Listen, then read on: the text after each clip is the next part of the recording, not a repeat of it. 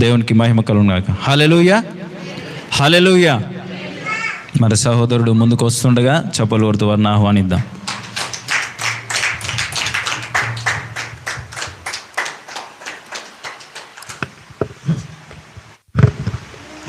చిన్న ప్రార్థన.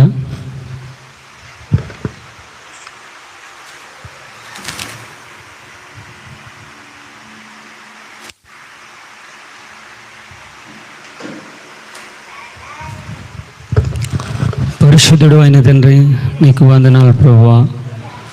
నీకే మహిమ ఘనత స్తుతులు చెల్లిస్తున్నాం ప్రభువా. ఇంతవరకు ప్రభువా నిన్ను ఆరాధించడానికి మీరు చూపిన కృపను బట్టి నీకు వందనాలు ప్రభువా. అయ్యా, ఈ వారమంతా ప్రభువా మీరు మమ్మల్ని కాచి కాపాడినందుకు నీకు వందనాలు ప్రభువా. మరో నూతన దినాన్ని ప్రభువా మీరు మాకు దయచేసినందుకు నీకు వందనాలు ప్రభువా. అయ్యా, నిన్ను ఆరాధించడానికి, అయ్యా నీ మాటలు వినడానికి మాకు మరో నూతన దినాన్ని మీరు దయచేసినందుకు నీకు వందనాలు ప్రభువా. అయ్యా, నీ విషయాలు తెలియజేయడానికి ప్రభువా నేను అర్హుణ్ణి, యోగ్యుణ్ణి కాదు ప్రభువా. అయినను నీ కృపధార ప్రభువా కొన్ని నీ మాటలు తెలియజేయడానికి మీరు ఇచ్చిన ఈ అవకాశాన్ని బట్టి నీకు వందనాలు ప్రభువా. అయ్యా, నీ వాక్యం ద్వారా ప్రభువా మాతో మీరు మాట్లాడమని నజరేయుడైన యేసు నామంలో ఈ ప్రార్థన సమర్పించి అడిగి వేడుకుంటున్నాం తండ్రి, ఆమేన్. దేవుని నామానికి మహిమ కలుగును గాక.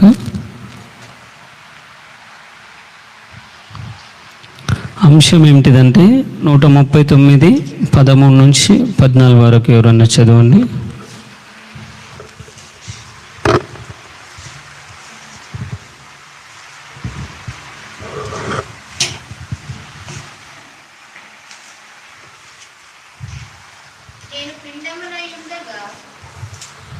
పదమూడు 13 వచ్చిన 13 14.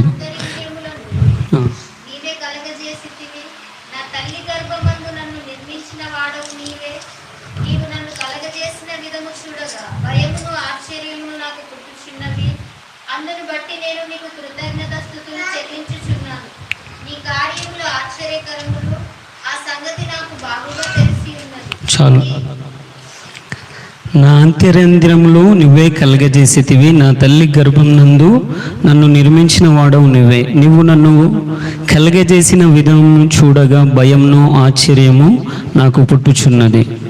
కీర్తనలు 139 13 14 చదివితే దావీదు రాసిన ఈ కీర్తనలో దావీదు తన గురించి చెప్తుండు.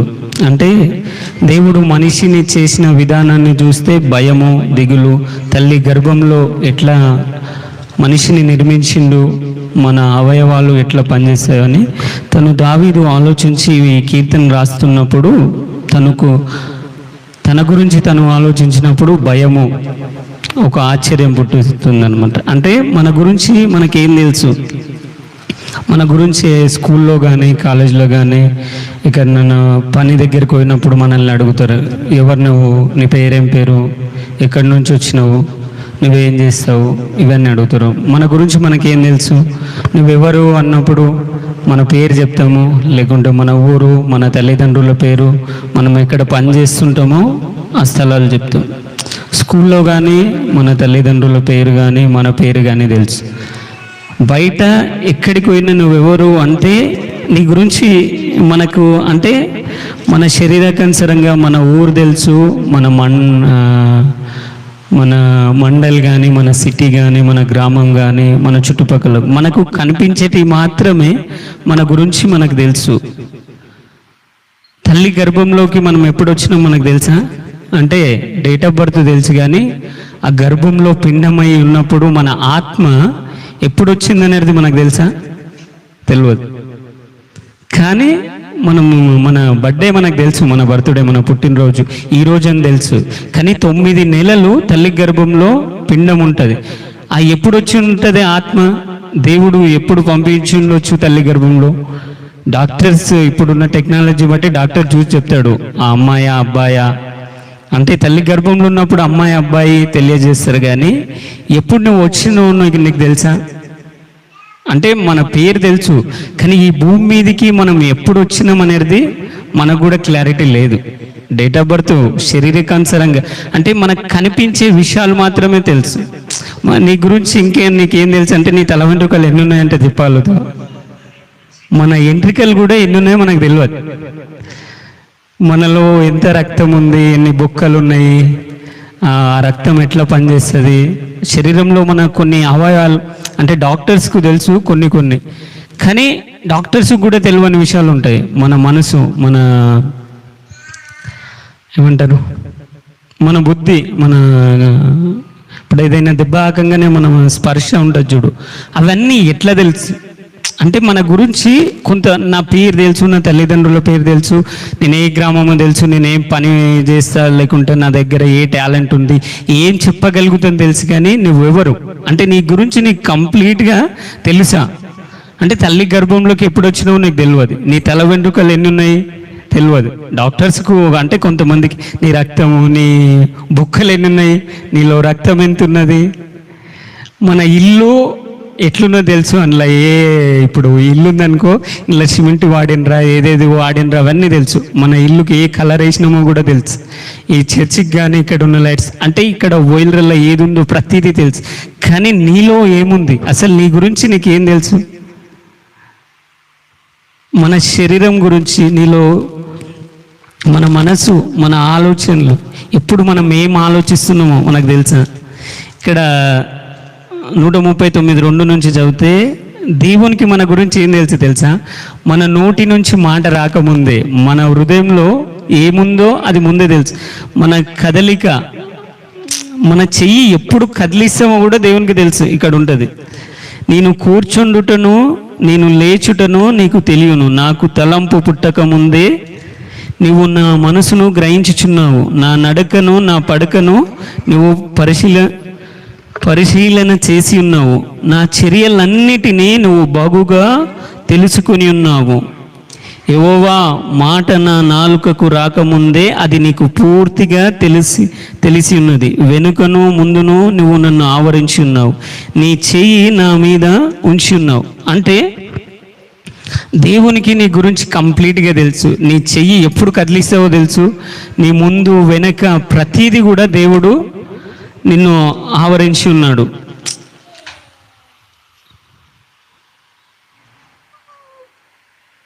తల్లి గర్భంలో మనం సృష్టించినప్పుడు కానీ ప్రతి విషయాలు కూడా దేవునికి మన గురించి తెలుసు. మనము మన గురించి అన్న మనకు మన సీక్రెట్స్ అంటే కొన్ని విషయాలు మనం పర్సనల్గా ఉన్నప్పుడు కానీ అందరికీ తెలియదు మన విషయాలు. మన హృదయంలో ఏం ఆలోచిస్తున్నాం కానీ, మన ఎంత క్లోజ్ ఫ్రెండ్స్ అయినా, మన తల్లిదండ్రులైనా, మన భార్య భర్తలు ఉన్నా కూడా వాళ్ళకు కూడా కొన్ని విషయాలు మాత్రమే చెప్పగలుగుతాం, మన స్నేహితులైనా ఎవరైనా. కానీ నువ్వు ఒంటరిగా ఉన్నప్పుడు నువ్వు ఆలోచించే ఆలోచనలు కానీ, నువ్వు ఎప్పుడు ఎక్కడ ఎట్లా ఉన్నా కూడా దేవునికి ప్రతి విషయం కూడా నీ గురించి తెలుసు. ఎందుకు దేవుడు నిన్ను ఇంత ప్రత్యేకంగా చూసుకున్నాడు? నీ కదలిక తెలుసు, నువ్వు పండుకున్నప్పుడు తెలుసు, నీ ఆలోచనలు, నువ్వు ఒంటరిగా ఉన్నప్పుడు ఈ భూమి మీద ఈ ప్రపంచం నువ్వు ఎక్కడ పోయి దాచుకున్నా కూడా దేవునికి నీ గురించి సమస్తం కూడా తెలుసు. ఎందుకంటే దేవుడు నిన్ను ప్రత్యేకంగా ఒక స్పెషల్గా అంటే ఇంత పెద్ద విశ్వంలో ఎఫెసీయులకు రాసిన పత్రిక 2:10 ఉంటుంది, ఒక్కసారి చదవండి.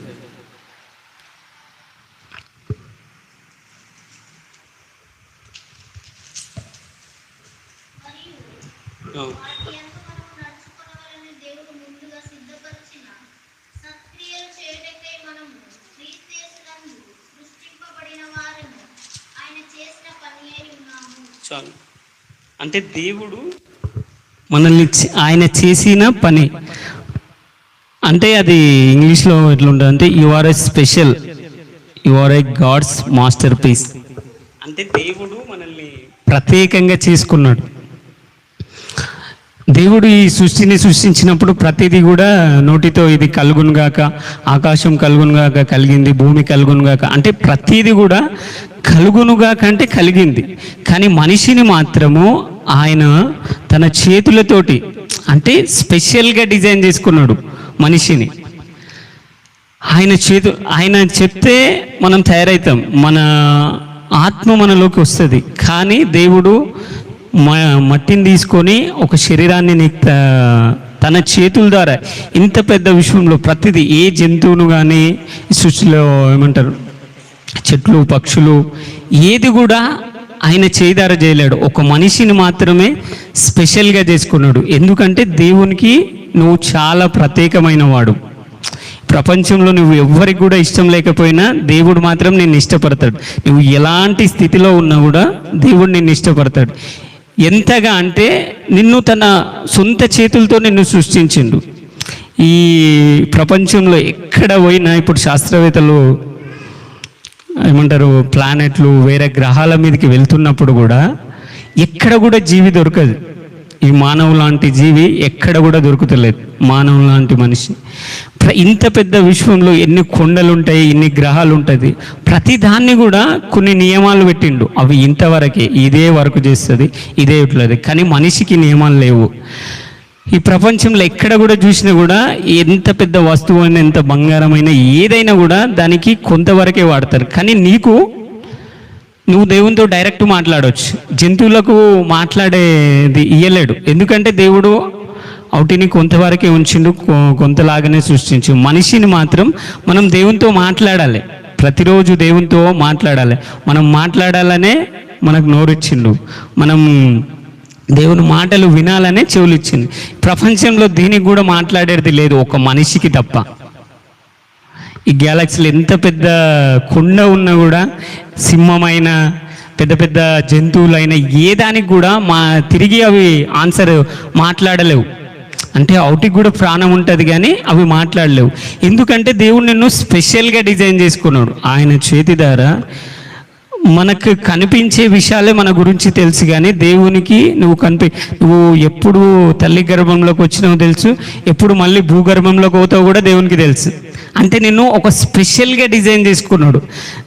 నాకు ఎవరు విలువ ఇస్తలేరు, నన్ను ఎవరు లెక్క చేస్తలేరు అంటే, ఇప్పుడు మనుషులు ఎట్లుంటారంటే వాళ్ళకు విలువ, ఒక అధికారం ఉందో, లేకుంటే ఒక టాలెంట్ ఉందో, లేకుంటే తన అందంగా ఉందా, లేకుంటే మంచోడు నీట్గా ఉంటేనే వాళ్ళకు విలువ ఇస్తాము, వాళ్ళని మన దగ్గర రానిస్తాం. దేవుడు నిన్ను ప్రత్యేకంగా తన సొంత చేతులతో చేసుకొని ఉన్నాడు. నిన్ను ప్రత్యేకంగా దేవుడు నిన్ను డిజైన్ చేసింది కాబట్టి నీ ప్రపంచంలో నీకు ఎవ్వరు కూడా విలువేయకపోయినా దేవుడు ఖచ్చితంగా నీకు విలువిస్తాడు. ఈ లోకానుసారంగా మనం ఆలోచించినట్లయితే ఎక్కడన్నా వెళ్ళినా కానీ ఏ స్థలానికైనా ఒక సీఎం కానీ ఒక ఎమ్మెల్యే వాళ్ళు ఉన్నారు అనుకో, వాళ్ళకి ఎంత విలువిస్తాం. వాళ్ళు వచ్చినప్పుడు కూర్చునబెట్టాడు కానీ అంటే వాళ్ళని బట్టి విలువిస్తలేము, వాళ్ళకున్న అధికారాన్ని బట్టే విలువిస్తున్నాం, వాళ్ళ అధికారానికి ఇస్తున్నాం, వాళ్ళని మాత్రం విలువిస్తలేము. కానీ దేవుడు నీకే విలువిస్తాడు. నీ టాలెంట్ లేకుంటే నువ్వు అందంగా ఉన్నావు, లేకుంటే హ్యాండిక్యాప్, లేకుంటే రోడ్డు మీద మనం అడగ తినే వాళ్ళకి ఎవరైనా విలువిస్తారా? విలువారు. యేసు ప్రభు భూమి మీద ఉన్నప్పుడు ఒక స్త్రీ రాళ్లతో అందరు కొడుతున్నప్పుడు యేసు ప్రభు దగ్గరికి వచ్చినప్పుడు, అమ్మ నేను అంటే ఒక వ్యభిచారాలని ఆ మనుషులు అక్కడ ఉన్న సమాజం ఆమెపై ఎట్లా ట్రీట్ చేస్తుంది అంటే, ఎట్లా ఆమె మీద బిహేవ్ చేస్తున్నారు చూడండి, రాళ్ళతో కొట్టడం కానీ తనని ఇన్సల్ట్గా. కానీ దేవుని మాట తీరు ఎట్లుందంటే, అమ్మ అంటే ఒక వ్యభిచారిని కూడా ఎంత దీనంగా ఎంత మంచిగా ప్రేమిస్తున్నారు చూడు. మన దగ్గర పనిచేసే వాళ్ళైనా, మన స్కూల్లో మనకన్నా పెద్దవాళ్ళున్నా, వాళ్ళ బిహేవియర్, వాళ్ళ మాట తీరు ఎట్లుంటుంది రే అంటే, వాళ్ళు ఒక హోదాగా, ఒక ఉన్న స్థితిగా, నేను పైన స్థితిలో ఉన్నా కాబట్టి వాడు నా కింది స్థితి, నీ దగ్గర పనిచేసే వాళ్ళని లెక్క లేనట్లా మాట్లాడతాం. దేవుడు నిన్ను సృష్టించింది, నీకు ఈ భూమి మీద ఎవరిని స్నేహితులు, బంధువులు, రిలేటివ్స్ ఎవరిని దగ్గర ఏ టాలెంట్ కూడా లేకపోయినా, ఏమీ లేకపోయినా, నువ్వు ఎట్లా కలరు గిలరు ఎట్లా ఉన్నా కూడా దేవుడు నీకు విలువనిస్తాడు. ఆ స్త్రీకి అందరూ కొట్టాలి, కానీ యేసుప్రభు ఏమంటుండ, అమ్మ అంటే ఆయన ఎంత విలువనిస్తున్నాడు ఆ స్త్రీకి. ఇక నువ్వు పాపం చేయకు, పరిశుద్ధంగా బతుకు. అంటే మనకు ఈ మనుషులు ఇచ్చే విలువ వేరు, దేవుడిచ్చే విలువ వేరు. మన గురించి మనకు కూడా క్లారిటీగా తెలియదు. అంటే మన పేరు, మనకు కనిపించే విషయాలే తెలుసు, కానీ మన మనసు, మన ఆలోచనలు, మన ఆత్మ గురించి మనకు ఏ విషయాలు కూడా తెలియదు. కానీ నీ గురించి ప్రతీది కూడా ఆయనకు తెలుసు. నువ్వు ఎప్పుడు నీ చేతులు ఎట్లా కదులుతాయో, లేకుంటే ఎప్పుడు నీ మనసులో అది కీర్తనలో దావీదు రాస్తుంటాను, నీ తలంపు పుట్టక ముందే అది నేను ఎరిగి ఉన్నాను. దేవుడు తన చేతుల ద్వారా మనల్ని చేసుకున్నాడు. అట్లనే దేవుడు మన గురించి 2000 సంవత్సరాల క్రితము ఆ కల్వరి సిలువలో మరణించిండు. మన గురించి ఎవరైనా మరణిస్తారా? మనం చేసిన తప్పులను బట్టి, మనం చేసిన శిక్షణలను బట్టి ఏ ఒక్కరు కూడా మరణించారు. మన బంధువులు, మన రిలేటివ్స్ అయినా ఆస్తులు పంపకాలు వచ్చినప్పుడు ఎంత కావాలో ఒక్క జాన కూడా అక్కడిక్కడ జరగరు. అలాంటిది మన గురించి ఎట్లా మరణిస్తారు చెప్పండి? వాళ్ళ వాటా ఎంత ఉందో అంత తీసుకుంటారు. భూములు కానీ ఏది కూడా, మన స్నేహితులు, మన తల్లిదండ్రులు ఎవరైనా కూడా మనల్ని ఎంతవరకు ప్రేమించాలో, ఎంతవరకు విలువేయాలో అంతవరకే విలువిస్తారు. మనకున్న దాన్ని బట్టే విలువిస్తారు. మనకంటూ మనకు మాత్రం విలువ లేదు, ఇయ్యరు మనుషులు. ఎందుకంటే నీకున్న టాలెంటు, లేకుంటే ఈయన మంచిగా పాటలు పాడతాడు, మంచి వాక్యం చెప్తాడు, లేకుంటే మంచిగా సింగరు, లేకుంటే కీబోర్డ్ వాయిస్, ప్యాడ్ వాయిస్, లేకుంటే ఒక రాజకీయ నాయకవేత్త, లేకుంటే ఆయన ఆ టాలెంట్ను బట్టి ఆయనకు విలువిస్తున్నావు. నిజంగా ఆయనకి ఏం లేకుండా రోడ్డు మీద పిచ్చోన్లాగా నడుచుకుంటూ పోతే ఇక్కడ రాని విలుస్తావా? మాట్లాడతావా? విలువిస్తావా? ఇయ్యం. కానీ నీకేం లేకపోయినా దేవుడిని ఎట్లానన్నా ఉండు, కానీ దేవుడు నీకు విలువిస్తాడు. ఎంత విలువ అంటే, ఆదికాండంలో ఈ సృష్టిని అంతా చేసినప్పుడు దేవుడు తన సొంత చేతులతో చేసిండు. అలాగే 2000 సంవత్సరాల క్రితం కూడా ఆయన మనం ఈ మానవులు చేసిన ప్రతి పాపం గురించి, ఆయన నీ గురించి, మన ఫ్యామిలీ మెంబర్స్ కానీ, మనం ప్రేమించిన ఎవరైనా అమ్మాయి అయినా ఎవరైనా కూడా కొంతవరకే, వాళ్ళను మించి దేవుడు మనం చేసిన మిస్టేక్స్ వల్ల 2000 సంవత్సరాల క్రితము ఆ కల్వరి సిలువలో మరణించిండు. ఆయన మాట సెలవిస్తే ఆ శిక్షణ కూడా పోతుంది. కానీ కాదట్లా. ఆయన మనల్ని ఎందుకంటే నిన్ను స్పెషల్గా డిజైన్ చేసుకున్నాడు. ఈ సృష్టిలో నువ్వు ఎక్కడన్నావో, ఏ గ్రామన్నా ఈ విశ్వం దాటిపోగానే మానవు లాంటి జీవి దొరుకుతలే శాస్త్రవేత్తలకు, ఏడ కూడా దొరకదు. ఎందుకంటే దేవుడు నిన్ను స్పెషల్గా డిజైన్ చేసుకున్నాడు. నువ్వు దేవుడు అంటే ఇప్పుడు ప్రేమించిన వాళ్ళు ఎట్లా అనుకుంటారు, నువ్వు నా బంగారం, నువ్వు నా స్పెషల్. కొంతమంది డిజైన్ చేసుకుంటారు, మనకేమన్నా వస్తువులు కావాలన్నా, బైక్ కానీ ఏదైనా కూడా ఆ కంపెనీ నుంచి కాకుండా వాళ్ళు మాడిఫై చేస్తారు. అంటే వాళ్ళకి నచ్చినట్ల దాన్ని ఎక్కువగా ప్రిఫరెన్స్ ఇస్తారు. దాన్ని మన ఇంట్లల్లో కానీ కొన్ని డిజైన్స్ అవి పెట్టుకుంటాం. ఇది రేర్ పీస్, ఇది ఎక్కడ కూడా దొరకదు ప్రపంచంలో, ఇది ఇలాంటిది ఏడ కూడా లేదని కొంతమంది ధనవంతులు కానీ పేదవారు కానీ కొన్ని ఉంటాయి వాళ్ళకంటూ ప్రత్యేకమైనవి, అవి అట్లనే పెట్టుకుంటారు, స్పెషల్గా డిజైన్ చేసుకున్నాం అన్నట్టు. అలాగే ఈ సృష్టిలో ఎక్కడన్నా ఎంత పెద్ద జీవి, ఆ సింహమైనా కూడా దానికి మాట్లాడేది లేదు దేవునికి. అవన్నిటికి కొన్ని అద్దులు పెట్టిండు, కానీ నిన్ను స్పెషల్గా డిజైన్ చేసుకున్నాడు. నువ్వు అంటే దేవుని దృష్టిలో నువ్వు చాలా అంటే చాలా ప్రత్యేకమైన వాడు. నీకున్న ఎలాంటి స్థితిలో నాకు అసలు ఏ టాలెంట్ లేదు, నేనేం చేయగలుగుతా, నాలో ఏమి కూడా లేదు, నన్ను ఎవరు ప్రేమిస్తలేరంటే అట్లాగా మనుషులు ఎవ్వరు కూడా నిన్ను ప్రేమించకపోవచ్చు, కానీ దేవుడు నిన్ను ప్రేమిస్తుండు. ఎందుకంటే దేవుడు తన చేతుల ద్వారా నిన్ను సృష్టించిండు. అలాగే ఆయన నిన్ను స్పెషల్గా నువ్వు చేసిన తప్పును బట్టి 2000 సంవత్సరాల క్రితం ఆయన కల్వరి సిలువలో మరణించిండు. మనం చేసిన తప్పులు ఏ ఒక్కరు కూడా తప్పు చేసినావు కదా, ఖచ్చితంగా నువ్వు శిక్షించాలి. ఈ తప్పుకు ఇది, నువ్వు తప్పు చేస్తే నిన్ను వదిలేసి వెళ్ళిపోతారు, కానీ దేవుడు నీ తప్పుకు శిక్ష అనుభవించి నిన్ను ఆయన సన్నిధికి ఆహ్వానిస్తుంది. ఆ 2000 సంవత్సరాల క్రితం ఏం జరిగింది? ఆయన మనం చేసిన తప్పును బట్టి, మనం చేసిన పాపాలను బట్టి ఆ కల్వరి సిలువలో మరణించి మనకు రక్షణ అనుగ్రహించిండు. మనం చేసిన మిస్టేక్స్కు మనము శిక్ష అనుభవించేవారమే, కానీ ఆ శిక్షను కొట్టివేసి దేవుడు మనల్ని ప్రత్యేకంగా తన చేతుల ద్వారా చేసిండు. అలాగే మన గురించి మరణించిండు. వాక్యం ఉంటుంది కదా, అరచేతిలో నిన్ను చెక్కి ఉన్నాను అంటే పిండంనై మనం తల్లి గర్భంలో మన తల్లి మన డాక్టర్స్ ఎవరు చూడనప్పుడు కూడా దేవుడు మనల్ని చూసిండు. ఈ భూమి మీద మనం ఉండేది ఎన్ని రోజులు? మా అంటే 70 సంవత్సరాలు, లేదా అధిక బలం ఉంటే 80 సంవత్సరాలు ఉంటాయి. కీర్తన 90:10లో చాలా తక్కువ సమయం మాత్రమే ఈ భూమి మీద మనం ఉంటాం. దేవుడు ఎందుకంటే తొందరగా తన సన్నిధికి ఆయన లోకానికి మనల్ని తీసుకెళ్ళాలని కొన్ని రోజులే, మన ఆయుష్ కాలానికి పరిమితి కాలదు. కీర్తనలు 90:10 ఏముంటుందంటే మీ ఆయుష్ కాలము 70 సంవత్సరాలు, అధిక బలము ఉన్న ఎడల 80 సంవత్సరాలు. ఈ 70 సంవత్సరాలు మనం క్యాల్కులేషన్ చేసినాం అనుకో ఎన్ని రోజులు ఉంటాయి? 70 సంవత్సరాలకు ఎన్ని రోజులు అవుతాయి? 25,550 రోజులు. అంటే సంవత్సరం 70 సంవత్సరాలు, ఒక సంవత్సరంకు 365 రోజులు. ఒక 70 × 365 కొడితే 25,550 రోజులు. అది గంటలుగా క్యాల్కులేషన్ చేస్తే 6,13,200 అవర్స్.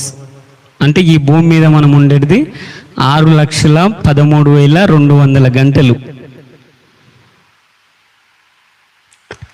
అంటే ఒక మొత్తం ఈ 70 సంవత్సరాలలో ఇన్ని గంటలు ఉంటాం. 6,13,000. మనం డైలీ 8 గంటలు వండుకుంటే 23 సంవత్సరాలు గడిచిపోతుంది. ఓన్లీ నిద్రకి ఈ భూమి మీద ఉన్నది మనం 70 సంవత్సరాలు. అందులో డైలీ 8 గంటలు తీసేసినాం అనుకో మనం నిద్రపోవడానికి 23 సంవత్సరాలు గడిచిపోతుంది. ఇంక8 గంటలు మనం పని చేసే, ఎక్కడైనా కూడా 8 గంటలు ఉంటుంది. 8 గంటలు లేదు, 10 గంటలు 12 గంటలు అట్లా ఉంటుంది. మ్యాక్సిమం ఓవరాల్గా వేసుకుంటే 8 గంటలు. 8 గంటలు కూడా మనం పని చేస్తే అవి కూడా 23 సంవత్సరాలు. 23 సంవత్సరాలు నిద్రకు అవుతుంది, 23 సంవత్సరాలు పనికి అవుతుంది. ఇంకెన్ని మిగులుతాయి? 23, 46, 70లో 46 పోతే ఇంక 24 సంవత్సరాలు ఉంటుంది. 24 సంవత్సరాలల్లో 4 గంటలు మన శరీరానికి, 4 గంటలు మన స్నేహితులకు వాళ్ళకి ఇచ్చిన 12 గంటలు. అంటే 12 సంవత్సరాలు. 12 సంవత్సరాలు మన శరీర అవయాలు మనము నీట్గా ఉండడానికి మార్నింగ్ లేచినప్పుడు స్నానం ఇవన్నిటికీ 4 గంటలు పోయినా ఇంకా 4 గంటలు మన భార్య పిల్లలకు ప్రతిరోజు 4 గంటలు ఇచ్చినా కూడా 70 సంవత్సరాలలో 12 సంవత్సరాలే. ఈ క్యాల్కులేషన్ మొత్తం అంటే మనం ఉండేది 70 సంవత్సరాలే. అందులో మన పనికి కానీ మన నిద్రకు ఇవన్నిటికీ ఇన్ని గంటలు వేస్తే మనకి ఏది కూడా దేవునికి సమయమే ఇయ్యం. నువ్వు చాలా తక్కువ రోజులు ఈ భూమి మీద ఉంటావు. నిన్ను మనుషులు ఆలోచించిన విధానం వేరు, దేవుడు నీ గురించి ఆలోచించిన విధానం వేరు. మనుషులు ఎట్లా అంటే నిన్ను బట్టి కాదు, నీకున్న చుట్టూ ఉన్న దాన్ని బట్టి నిన్ను అంచనా వేస్తారు, నీకు రెస్పెక్ట్ ఇస్తారు. నీవు కాలేజీలో మంచి క్లాస్ టాపర్ ఉన్నానుకో అందరు కూడా ఆయన వెంటనే ఉంటారు. ఒక సెలబ్రేట్ అయితే వాళ్ళు వెంబడి ఉంటారు. తను సెలబ్రేట్ కానప్పుడు తను ఉన్న స్థితిలో దేవునికి నువ్వు సెలబ్రేట్ అంటే నువ్వు దేవునికి స్పెషల్. ఆయన నిన్ను ప్రత్యేకంగా తీసుకున్నాడు. ఆయన బంగారానివి. మన భాషలో చెప్పాలంటే మనం ఎవరినన్నా ఇష్టపడ్డామనుకో, నా బంగారం నాకు ప్రత్యేక. నువ్వు దేవునికి చాలా స్పెషల్. నిన్ను ఈ భూమి మీద కొద్ది పరిమితి మాత్రమే ఉంచిండు. అందులో నీ సమయాలు ఇవన్నీ ఇచ్చేసినావు అనుకో, దేవునికి నువ్వు చాలా తక్కువ సమయం. కనీసం ప్రతిరోజు ఒక 1 అవర్ ఇచ్చినా కూడా తక్కువ. 24 గంటల్లో ఒక్కొక్క క్యాలిక్యులేషన్ చేసినా కూడా మనకి ఏముంటుంది, అంత మనకే గడిచిపోతుంది, మన నిద్రకు మన శరీరానికి. కానీ దేవుడు నీతో మాట్లాడాలని నిన్ను స్పెషల్గా డిజైన్ చేసుకున్నప్పుడు ఎక్కడ ఏ జంతువుకు కానీ ఏ గ్రహంకు ఏ దానికి కూడా ఎంత పవర్ఫుల్ ఉన్నా కూడా వాటికి తిరిగి మాట్లాడే శక్తి లేదు. కానీ దేవుడు నీకు తిరిగి దేవునికి జవాబు ఇవ్వచ్చు. ప్రతిరోజు మనము దేవునితో మాట్లాడవచ్చు. వార్యు అంటే మనకు కొన్ని విషయాలే తెలుసు, మన పేరు మన డీటెయిల్స్. కానీ దేవునికి వార్యు అంటే నువ్వు ఎప్పుడు పుట్టినవో, ఎప్పుడు తల్లి గర్భంలోకి వచ్చినావో తెలుసు, మళ్ళీ ఎప్పుడు భూగర్భంలోకి పోతావో కూడా తెలుసు. మన ప్రతీది కూడా దేవునికి మనము ఎలాంటి స్థితిలో ఉన్నా కూడా ఎప్పుడు ఎక్కడ మన కదలిక, మన మనసులో మన ఆలోచనలు ప్రతీది కూడా దేవునికి తెలుసు. ప్రార్థన చేసుకుందాము.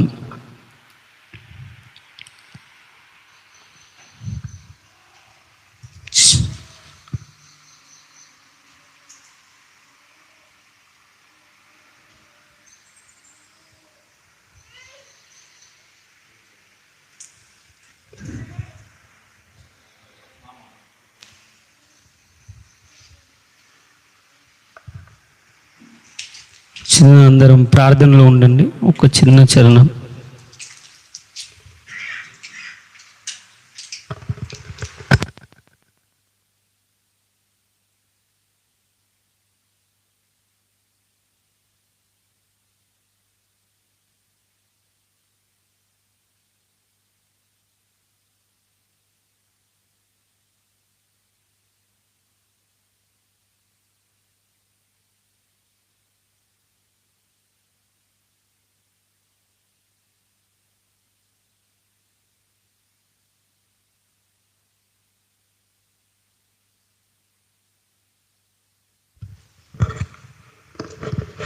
అందరం ప్రార్థనలో ఉందాము.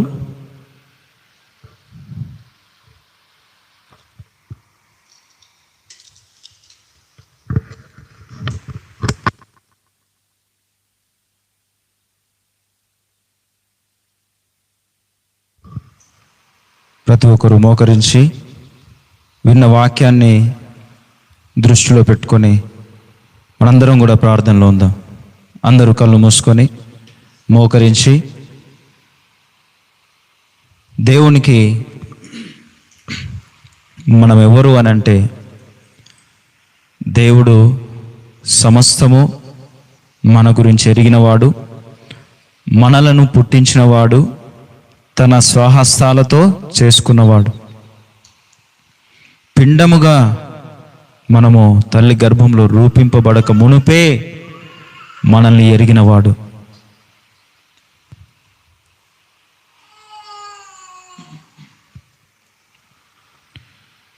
ప్రతి ఒక్కరూ ప్రార్థన పూర్వకంగా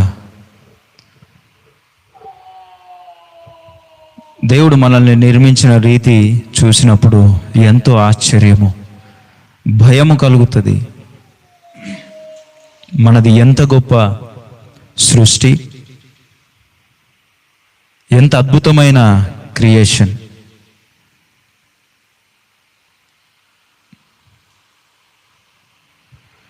పిండమునై ఉండగాని కన్నులకు మరుగై ఉండలేదయ్యా. పిండమునై ఉండగాని కన్నులకు మరుగై నేనుండలేదయ్యా. విచిత్రముగా నిర్మించితివి, ఆశ్చర్యమే కలుగుచున్నది. విచిత్రముగా నిర్మించితివి, ఆశ్చర్యమే కలుగుచున్నది. పిండమునై ఉండగానే కన్నులకు మరుగై నేనుండలేదయ్యా. పిండమునై ఉండగానే కన్నులకు మరుగై నేనుండలేదయ్యా. విచిత్రముగా నిర్మించితివి, ఆశ్చర్యమే కలుగుచున్నది. విచిత్రముగా నిర్మించితివి, ఆశ్చర్యమే కలుగుచున్నది. ధన్యవాదం యేసు రాజా, ధన్యవాదం యేసు రాజా, నన్ను చూచువాడా, నిత్యం కాచువాడా, నన్ను చూచువాడా, నిత్యం కాచువాడా. పరిశోధించి తెలుసుకున్నావు, చుట్టూ నన్ను ఆవరించావు. పరిశోధించి తెలుసుకున్నావు, చుట్టూ నన్ను ఆవరించావు. కూర్చుండుట నే లేచియుండుట, కూర్చుండుట నే లేచియుండుట బాగుగా ఎరిగి ఉన్నావు రాజా, బాగుగా ఎరిగి ఉన్నావు, బాగుగా ఎరిగి ఉన్నావు రాజా, బాగుగా ఎరిగి ఉన్నావు. మనల్ని చూచువాడు, నిత్యము కాచువాడు, మనము కూర్చుండుట, మనము లేచి ఉండుట, నీ నోటికి నా నోటికి మాట పుట్టక మునుపే మనం ఏం మాట్లాడబోతున్నామో ఎరిగినవాడు, తల్లి గర్భములో రూపింపబడక మునుపే మనల్ని ఎరిగిన దేవుడు, మనల్ని ప్రత్యేకంగా చూసినవాడు, ప్రత్యేకంగా చేసుకున్నవాడు, సృష్టించుకున్నవాడు. ఎంత గొప్ప దేవుడు, ఎంత ప్రేమమయుడు. అలా ఆయనకు దూరమైనప్పుడు మన కొరకు ఆయన ప్రాణమే ఇవ్వడానికి వెనుకకి తగ్గనివాడు, తన ప్రాణాన్నే అర్పించిన దేవుడు. అంత గొప్ప దేవుణ్ణి కలిగి ఉన్న మనము ఎంత ధన్యులమో, ప్రత్యేకమైన వారము.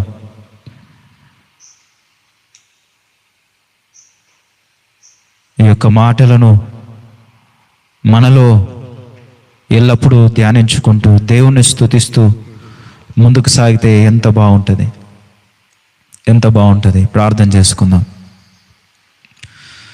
మహాపరిశుద్ధుడా, గొప్ప దేవా, గొప్పగా ప్రేమించిన వాడా, నీ ప్రేమ ఎంతో గొప్పది నాయన.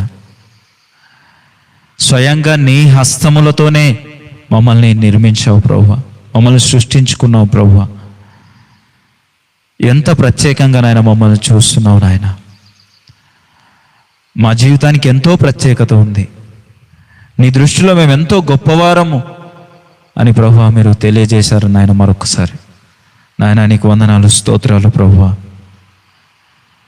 మేము ప్రత్యేకంగానే జీవించడానికి సహాయం దయచేయండి నాయన. మాలో ఎవరైనా ప్రభువా నీ ప్రేమను ప్రక్కన పెట్టేసి, మా యొక్క ప్రత్యేకతను ప్రక్కన పెట్టి మమ్మల్ని మేమే తక్కువ చేసుకుంటూ మా విలువేంటో ఎరగకుండా ఇన్ని రోజులు ఎవరైనా జీవించినట్లయితే, ఇక నుంచి ప్రభువా నా విలువేంటో మరొక్కసారి నాయన మీరు తెలియజేశారు నాయన.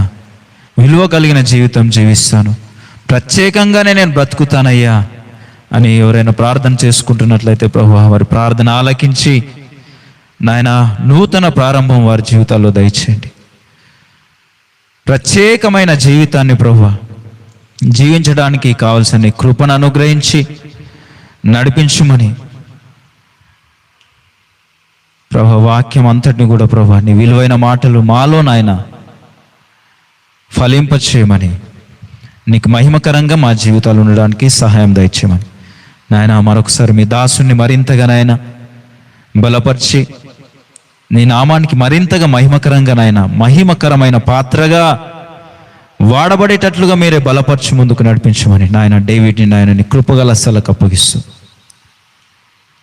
నీకే సమస్త మహిమ ఘనత ప్రభావాలు చెల్లించుకుంటూ యేసుక్రీస్తు నామంలో అడిగి వేడుకుంటున్నాము తండ్రి, ఆమెన్. గట్టిగా చెప్దాం, amen. Hallelujah. Thank you David.